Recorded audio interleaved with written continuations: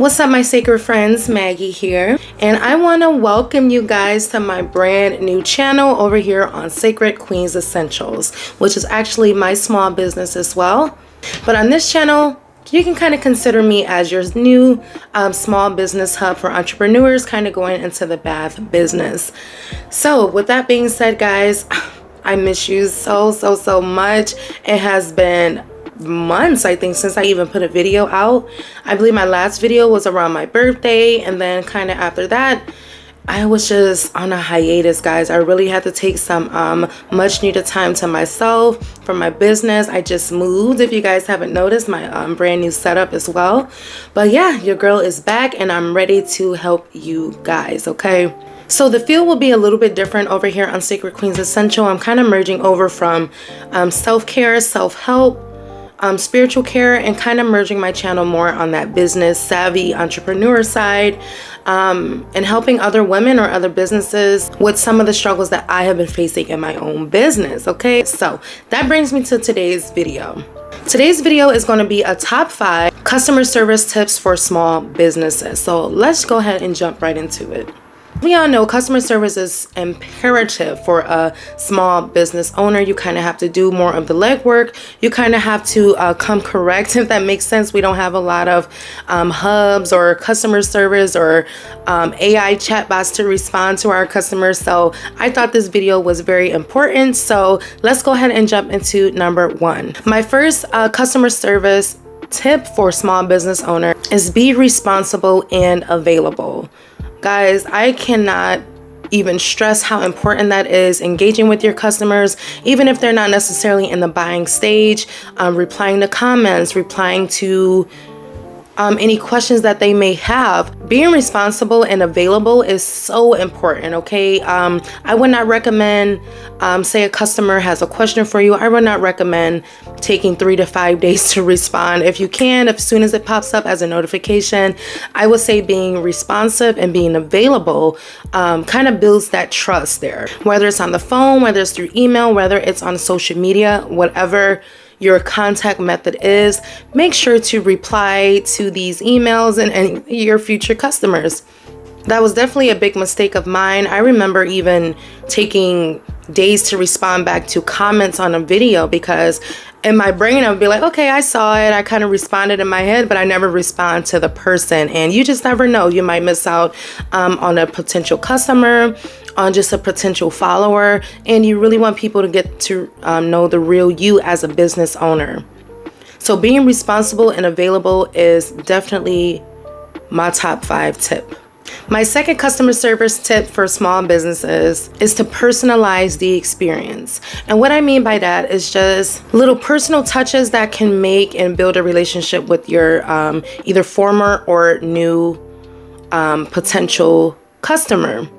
Personalizing everything, addressing them by their first or last name, following up with thank you notes, maybe even after a purchase or even after a comment or a view or a share, or even offer personalized recommendations based off some of the things they may have looked for or some of the things they might have bought in the future. So really just letting the customer know, like, hey, I see you, I know what you need, okay, and I am here to help you. So those little tweaks, those little twists definitely makes you stand out from the crowd, and you can make that experience more personable just by taking that time to, again, dress them by their name, send thank you notes or thank you emails, or even sending follow-up emails. It kind of makes you stand out like, hey, this girl really cares and really knows me. My third customer service tips for small businesses is to listen and empathize. Guys, I cannot explain to you or express to you enough how much a little empathy goes a long way. Especially when it comes to these online orders, guys, there are so many things that can go wrong. I, for one, have experienced that firsthand. I remember a customer order from me.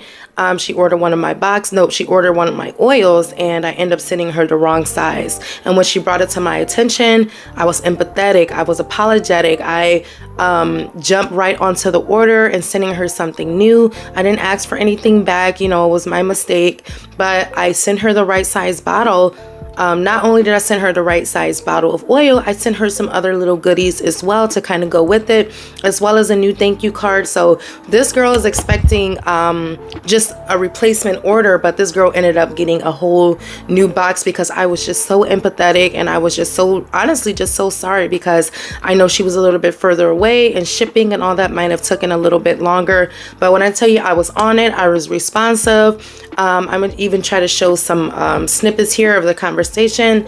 But yeah, just to show her that I listen, I hear you, and that every single order is important to me, and I appreciate all of your orders. So definitely listen and empathize, even if they have something negative to say, have just a few concerns about your products or whatever.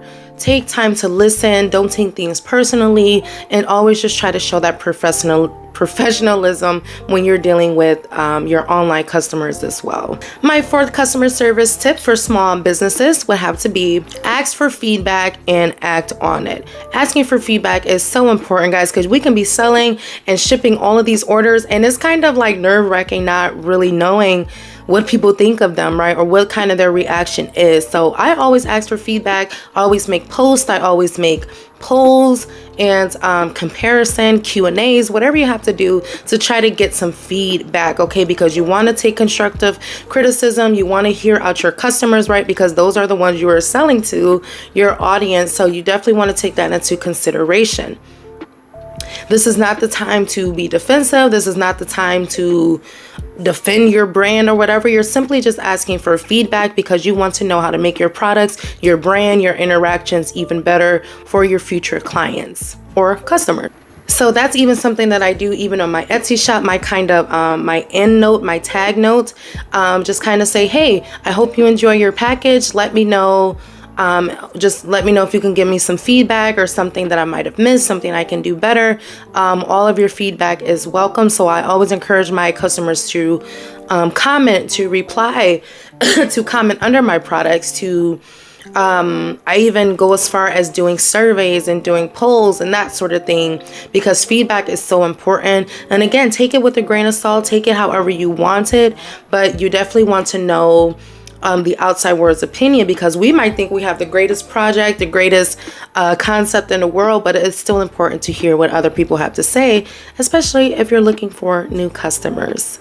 And my fifth customer service tips for small businesses would have to be going the extra mile. So like I just mentioned a little bit before, when a young lady, I sent her the wrong order and she let me know, and she was just so sweet about it. I went the extra mile. I was responsive to her. Not only did I send her the oil, the right size oil, I put some goodies, some trinkets in there. I think I threw in an extra scrub in there, and all she ordered was the oil. So because I really felt bad, so going the extra mile could really make you stand out for your business and want your customers to come back to you, right? They would not come back to you if you give them such a horrible experience.